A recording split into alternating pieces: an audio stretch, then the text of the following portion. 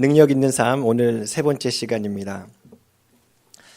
40년 된 안진뱅이를 일어서게 하는 기적을 본 사람들의 관심은 누가 이 안진뱅이를 일으켰느냐 하는 것이었습니다. 기적을 체험한 안진뱅이도 눈앞에서 이 놀라운 광경을 목격했던 그 많은 사람들도 자연스럽게 두 제자들 베드로와 요한을 주목했습니다. 사람이 할 수 없는 일이었습니다. 이전에 한 번도 본 적이 없는 일이었습니다.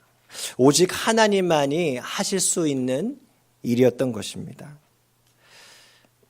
이 제자들은요, 사람들의 눈에 마치 신적인 존재처럼 보였습니다.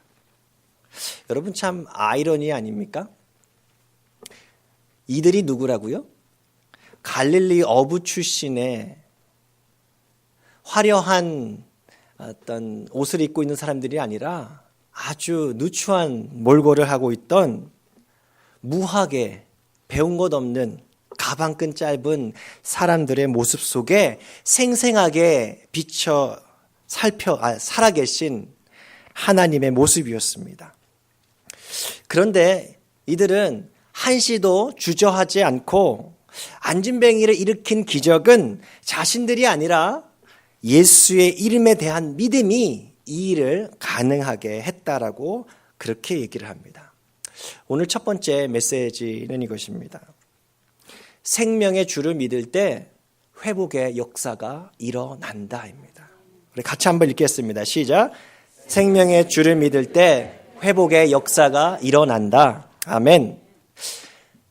생명의 주라고 했을 때 여기 주라고 하는 단어는요, 원어의 뜻을 살려서 보면은요, 저자 혹은 어떤 운동을 이끌어가는 지도자라는 뜻을 가지고 있어요. 그래서 영어 성경을 보면요, author of life, 생명의 저자, 이렇게 번역을 합니다. 무슨 얘기입니까? 생명의 저자가 우리 안에 들어올 때 우리 안에는 무슨 일이 일어난다고요?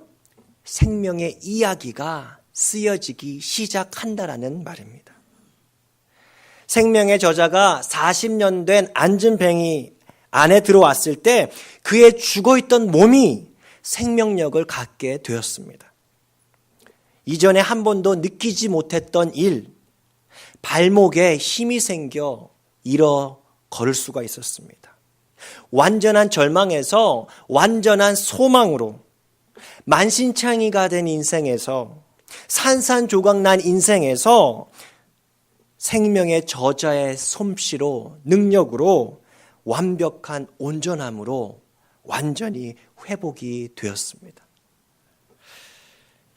여러분, 당시 같은 장애를 가진 사람들은요, 신체적인 불편함만 가지고 있었던 것은 아니었습니다. 그들은요, 사람들의 조롱의 대상이었습니다. 왜 그렇죠? 당시 사람들은 이렇게 생각했어요. 분명 이 사람이 이렇게 된 것은 누군가의 죄로 인함인 것이다. 그들이 죄가 있기 때문에 하나님께서 형벌을 내리신 것이다. 하나님께 저주받은 것이라고 손가락질 했더라는 거예요.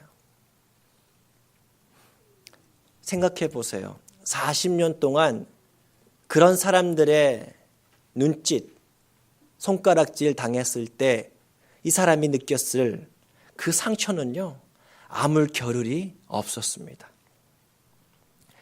나는 버림받은 자야. 나는 저주받은 자야. 나는 인생의 패배자라고 하는 그 낙인은요, 그가 태어날 때부터 지울 수 없는 상처였습니다. 걷지 못한다는 그 불편함은 어쩌면 사람들의 그 손가락질과 그 마음을 짓누르는 절망에 비하면 견딜만 했을지 모릅니다.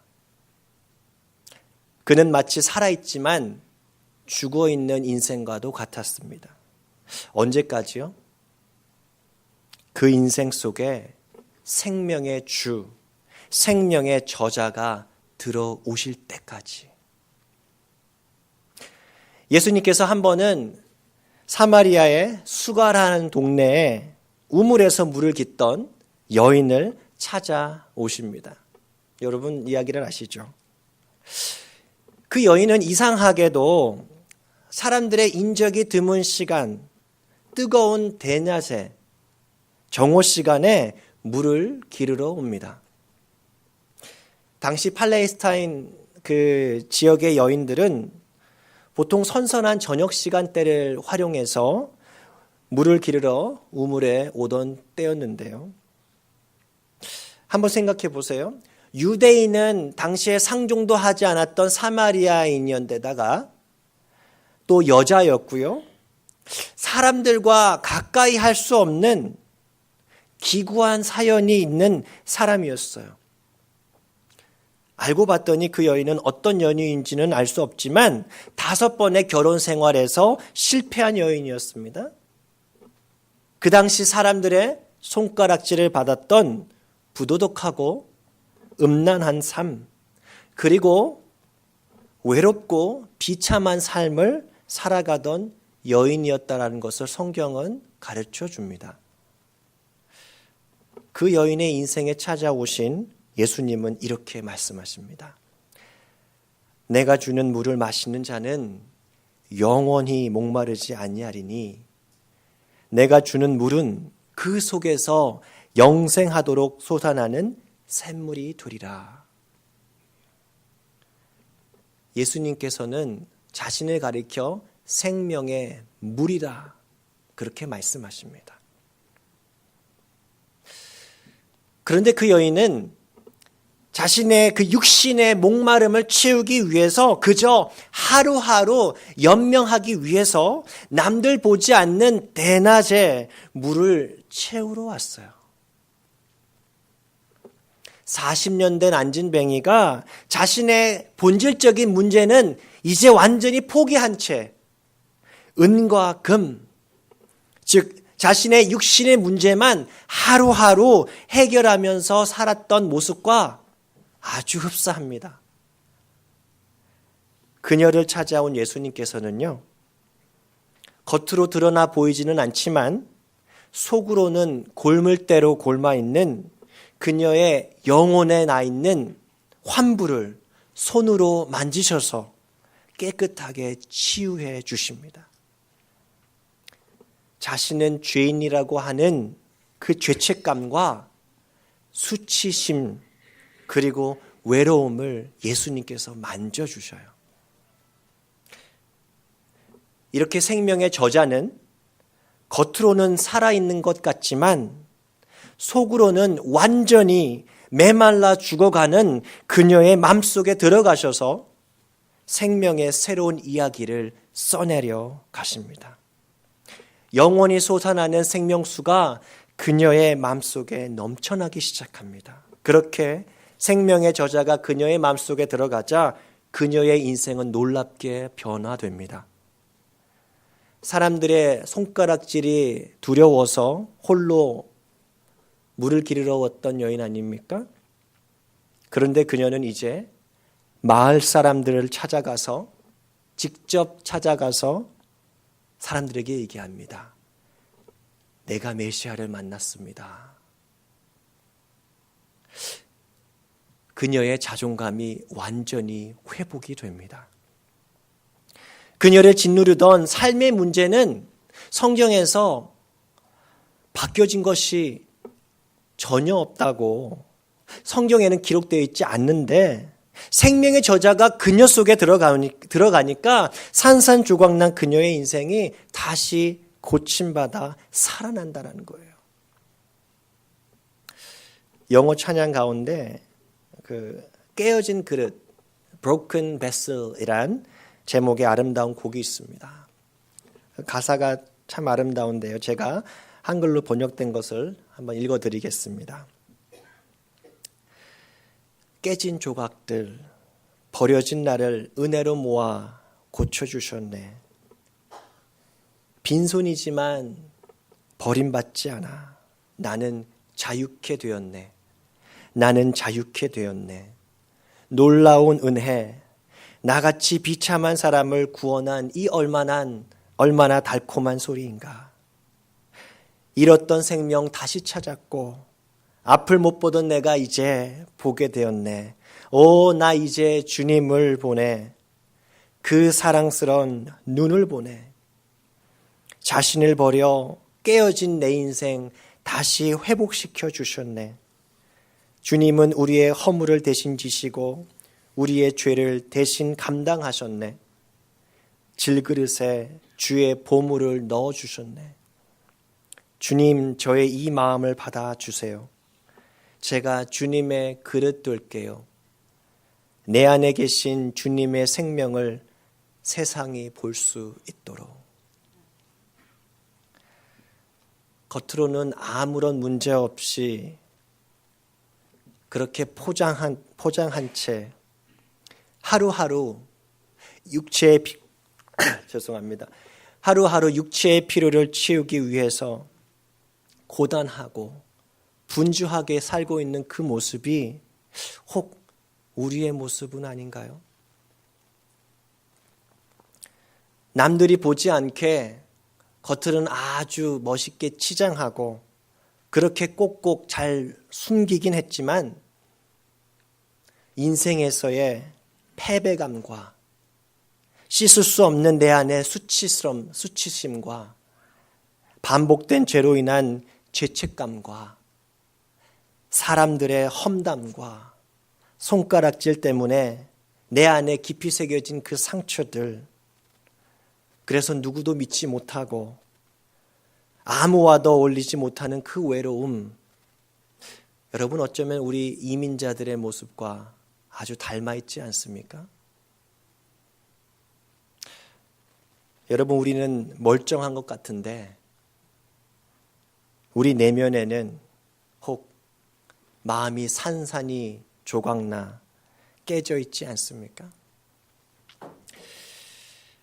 오늘 말씀으로 역사하시는 생명의 주, 생명의 저자이신 예수 그리스도를 마음속에 모실 수 있기를 바랍니다. 여러분, 목사인 제가 아니고요. 그 어떠한 능력 있는 사람도 아니고요. 어떤 종교 프로그램도 아니고요. 아주 뛰어난 카운셀링도 아니고 어떤 신나는 행사나 감동적인 책이나 화려한 음악이나 그 어떤 것도 아닌 오직 생명의 주 되신 예수의 이름 믿을 때 우리의 인생이 깨어진 우리의 인생이 완전히 회복되게 되는 줄로 믿습니다. 그래서 오늘 두 번째 메시지는 이것입니다. 생명의 주는 지금도 살아 계신다. 같이 한번 읽겠습니다. 시작. 생명의 주는 지금도 살아 계신다. 아멘. 2000년 전에 있었던 그때만이 아니라 생명의 주는 지금도 살아 계십니다. 15절 말씀입니다. 너희가 생명의 주를 죽였도다. 그러나 하나님이 죽은 자 가운데서 그를 살리셨으니 우리가 이 일의 증인이라. 사도행전에서 반복하고 있는 주제는 우리는 예수 그리스도의 부활의 증인이다라는 것입니다. 이 말은요, 우리가 단지 예수님께서 부활하셨습니다, 예수님께서 부활하셨습니다 라고 말로 선포하는 수준이 아니에요. 예수님의 부활은 제자들의 삶을 통해서 여실하게 증명이 된다라는 얘기입니다. 앞서 말씀드렸듯이 제자들 개개인의 출신 성분만 보면요, 안진뱅이가 일어나는 기적은 도무지 상상할 수 없는 불가능한 일이었습니다. 누가 그 일을 가능케 했다고요? 예수의 이름이. 십자가에 죽으신 지 사흘 만에 다시 일어나 승천하신 예수님은요, 이제 제자들의 삶 속에서 생생하게 살아 역사하십니다. 그런 장면을 우리는 사도행전을 읽어나가면서 계속해서 보게 될 거예요. 예수님께서 이 땅에 살아 계셨을 때에는 팔레스타인 땅의 한정된 시간과 공간 속에서 사역을 하셨지만 이제는요, 전 세계 어디서나 생명의 주를 마음으로 믿는 성도들의 삶을 통해서 생명을 구원하는 그 사역을 계속하고 계신다라는 말씀이에요. 이 이야기는 사도행전 28장에 갇혀 있는 책 속에 적혀 있는 그저 재미있는 소설 같은 이야기가 아니고요. 지금 우리가 살고 있는 삶 속에서 벌어지고 있는 실제라는 사실입니다. 버지니아 그 애슐랜드라고 하는 지역에 살고 있는 조지 데니라는 청년은요, 두 팔이 없는 지체 장애인입니다. 평소에 기타를 좋아했던 그는요, 팔을 대신해서 발가락으로 기타를 연주하는데 혹시 보신 분도 계시나요? 아주 신기한데요. 제가 못 보신 분들을 위해서 준비했습니다. 네. 조금만 들어보겠습니다.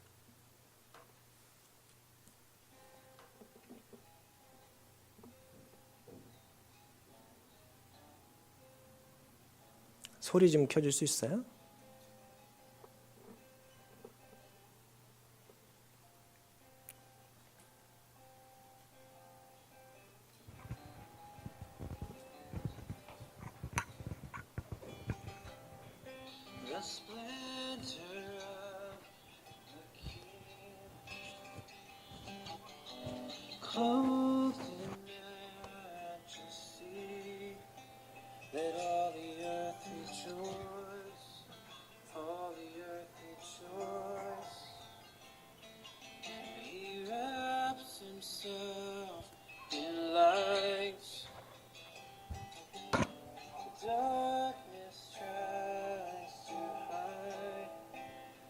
Trembles at his voice, trembles at his voice. How great is our God? Sing with me, how great is our God? Don't see how great is our God. 네, 여기까지 들어보겠습니다. 제가 리치몬드에 있는 교회에서 사역하던 시절에 1시간 떨어진 그곳에서 살고 있는 이분을 교회로 초청해서 공연을 들었던 적이 있습니다. 발가락으로 기타 가방을 열고요. 기타 튠도 발가락으로 하고 아주 환상적인 연주를 합니다. 그리고 연주 후에 이제 CD를 이렇게 우리가 판매를 했는데 CD 안에 사인은 뭘로 할까요? 예, 그때 입으로 했나 발로 했나 싶은데 정확하게 기억은 안 나네. 저는 사실 두 손가락으로 기타를 이 정도로 연주하지 못하는데 아주 절망적입니다. 이렇게 보면요. 좌절하곤 합니다. 아무튼 이 청년이 아주 대단한데요. 이분의 그 신체의 장애를 극복했던 이야기도 아주 놀라운데 저는 이분의 부모에 관한 이야기를 듣고 아주 더 충격을 받았습니다. 조지는요, 원래 동유럽 국가죠. 루마니아의 한 가난한 부모의 아들로 태어났습니다. 친부모가 이 아이를 기를 여력이 없어서 고아원으로 보냈거든요. 고아원에서 이 아이를 입양을 추진하기 시작합니다. 그래서 인터넷에 다음과 같은 문구가 적힌 흑백 사진 한 장을 올려놓았는데요. 이렇게 적혀 있습니다. 루마니아의 두 팔 없는 아이가 따뜻한 가정을 필요로 한다. 누가 이 사진을 보고 감히 그 입양을 결정할 수 있었을까요? 그 사진을 본 마이크와 쉐런 데니 부부는요, 이 아이를 입양하기로 결정을 합니다. 그들이 입양을 하려고 이제 루마니아에 건너가서 수속을 받고 있었을 때의 일입니다. 당시에 루마니아 전역과 또 고아원에서는 이러한 거짓된 믿음이 있었다고 합니다. 장애를 가지고 태어난 아이는 저주를 받은 아이다. 그런데 왜 이들 미국인들이 루마니아에 가난하고 그것도 두 팔이 없는 아이를 입양하려고 할까 하고 고아원 관계자들은 처음에 아주 의심의 눈초리로 쳐다보았다고 합니다. 혹시 이 사람들이 아이의 장기를 노리는 이상한 범죄자들은 아닌가라고 했다라는 거예요. 의심할 만하죠.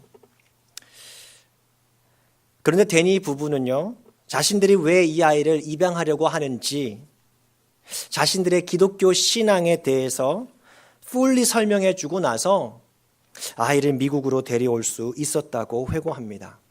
데리고 와서 이 아이에게 물리치료사를 붙여주고 이제 발가락으로, 손이 없으니까 발가락으로 자활할 수 있도록 계속해서 도와준 거예요. 특별한 지체 장애를 가진 아이는 입양 가족을 찾기가 어렵다고 하는데, 그렇지 않아도 이미 바쁜 삶을 살고 있었던 이들 데니 부부에게 참 어려웠을, 두려웠을 그 입양을 어떻게 하게 되었는지 묻는 질문에 이들은 이렇게 대답합니다. 제가 읽어드리겠습니다. 그때 저희는 야고보서 말씀을 설교를 들었습니다. 하나님의 말씀을 듣기만 하는 자가 아닌 말씀을 행하는 자가 되어야 한다는 메시지였습니다. 설교의 포인트는 아주 분명했습니다. 그냥 가만히 교회에 나가 앉아있지만 말라. 말씀을 삶으로 옮기지 않으면 당신이 생각하는, 당신이 원하는 그 삶의 방식으로 살고 있는 것이 아니라는 말씀이었습니다. 그때 우리는 깨달았습니다. 우리는 그저 예배당 의자에 앉아 있는 교인이었지 말씀을 행하는 교인은 아니었던 것이었습니다. 루마니아의 가난한 부부에게서 태어나서 저주받은 아이라고 사람들의 손가락질을 받으면서 고아원에서 그 삶을 마칠 수밖에 없었을 그 아이가 이제 발로 혼자서 거뜬히 운전을 하고요. 드라이브인 주문창에 들어가서 커피를 주문해서 먹고요. 무엇보다 전 세계를 돌아다니면서 아름다운 기타 연주로 하나님을 찬양할 수 있도록 변화시켜준 그 능력이 어디서 왔다고요?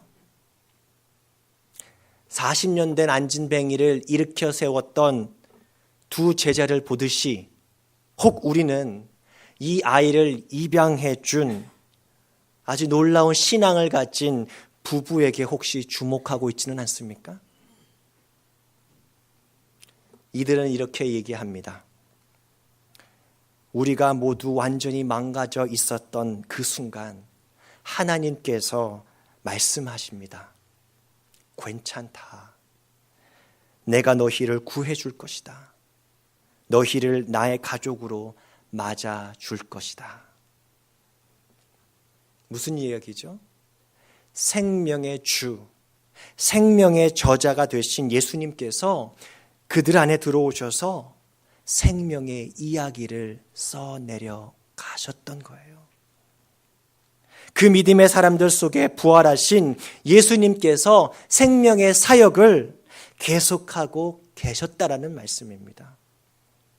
여러분, 오늘 말씀을 들으면서 안진뱅이를 일으킨 제자들이나 지체 장애 아이를 입양해서 훌륭하게 키워낸 데니 부부를 주목해서는 안 됩니다. 만약에 그렇게 한다면요, 어떤 일이 벌어지냐면요, 우리는 이렇게 쉽게 좌절해 버릴 것입니다. 난 그런 일 못해. 그런 일들은 특별한 사람들이나 할 수 있는 일이야. 그리고는 오늘 예배당을 나가시면서 가뜩이나 무거운 어깨에 또 다른 무거운 짐을 하나 더 얹고 나가게 되실 거예요. 나는 그렇게 못 사는데. 여러분, 그럼 우리가 무엇을 주목해야 합니까? 그들 속에 살아있는 생명의 주, 생명의 저자를 주목해야 합니다. 질그릇같이 깨어지기 쉽고 초라한 인생들, 완전히 망가진 인생들 속에 들어오셔서 한 조각 한 조각 깨어진 조각들을 모아서 완전하게 회복시켜 주신 보배로운 예수 그리스도 때문에 저들이 예수님만 하실 수 있는 생명을 살리는 기적을 일으킬 수 있었다라는 사실입니다. 말씀을 마무리하면서 고린도후서 4장 말씀을 함께 나누기 원합니다. 제가 읽어드립니다. 우리가 이 보배를 질그릇에 가졌으니 이는 심히 큰 능력은 하나님께 있고 우리에게 있지 아니함을 알게 하려 함이라. 우리가 사방으로 우겨쌈을 당하여도 쌓이지 아니하며 답답한 일을 당하여도 낙심하지 아니하며 박해를 받아도 버림받지 아니하며 거꾸로 뜨림을 당하여도 망하지 아니하고 우리가 항상 예수의 죽음을 몸에 짊어짐은 예수의 생명이 또한 우리 몸에 나타나게 하려 함이라. 우리 시간 말씀 생각하면서 함께 찬양하기 원하는데요. 주 하나님 독생자 예수 날 위하여 오시었네. 내 모든 데 다 사하시고 죽음에서 부활하신 나의 구세주, 살아계신 주, 나의 참된 소망, 걱정 근심 전혀 없네. 사랑의 주 내 갈 길 인도하니 내 모든 삶의 기쁨 늘 충만하네.